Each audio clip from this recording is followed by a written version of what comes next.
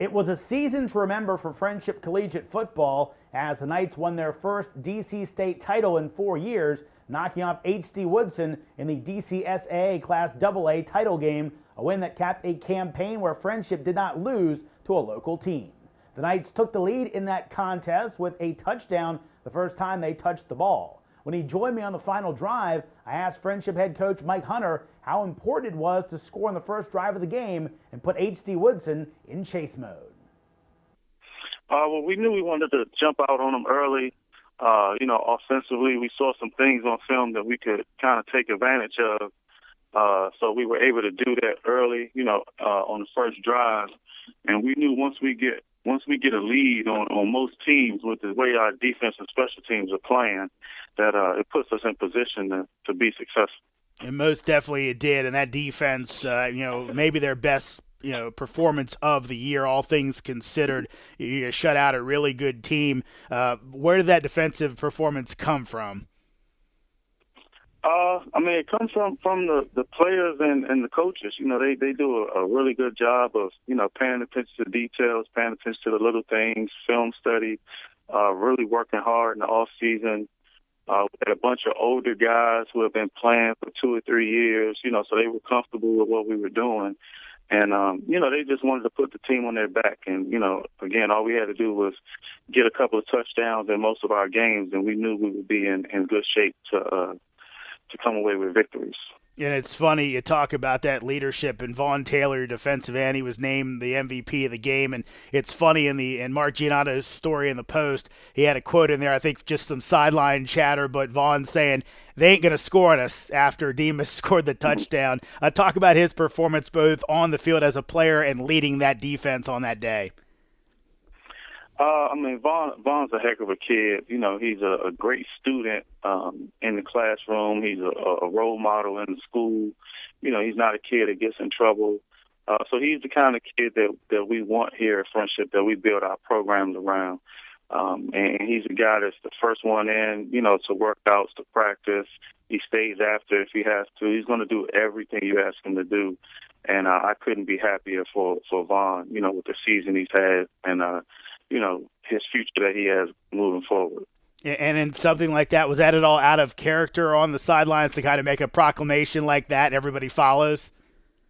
No, it's not. It's not out of character. Our whole defense thinks like that. That people are not going to score touchdowns on us. I know we had a few hiccups this year, but for the most part, they had it set in their mind that teams were not going to score points on us. And even some of the teams that did, whether it's 1 touchdown or 2 touchdowns, they can all look at the film and say, hey, if we would have done this differently, then, we wouldn't have gave up any points. So, that shows a lot of maturity on their part. Coach, it's your first win in the DCSA title game since the inaugural one in 2012. And, we've talked before in the fact that, you guys and like really everybody else in the tournament, they have conference championships. They have other things to play for. This is your main thing. How important was it for you guys to go ahead and get this title this year?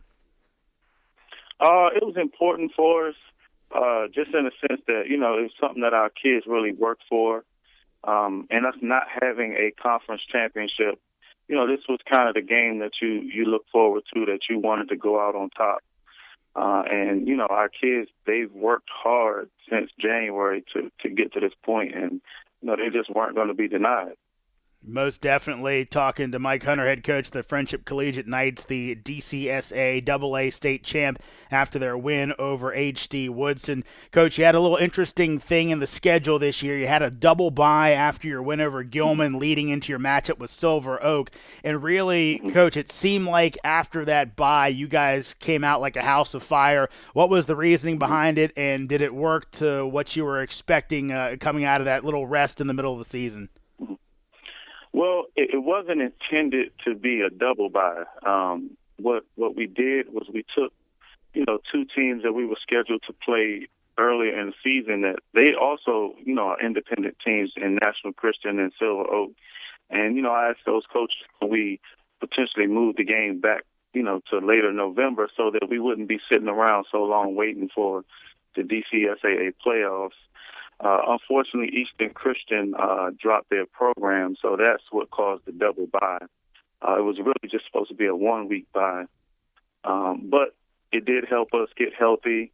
And I would say the biggest thing that turned our season around was when we went up to St. Joe's Regional in New Jersey. They jumped out on us pretty good. And, the guys at halftime, they got together. And, it was just like, look, we're not playing friendship football. Let's forget what the scoreboard says. Let's just go out, and these boys will know what friendship football is all about at the end of the game.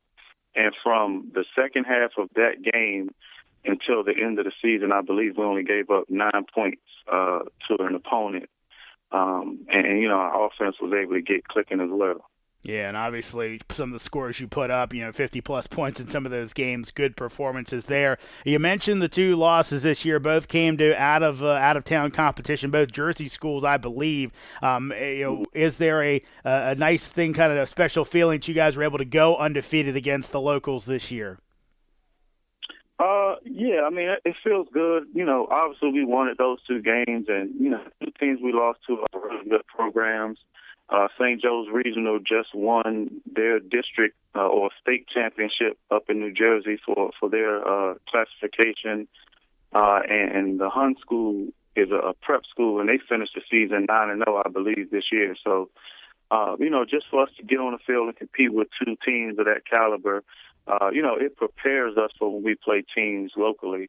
And that's what we always try to tell our kids. Like, we play these games for a reason. And also the college recruiters know the other schools that we're playing against. So, they respect what we do.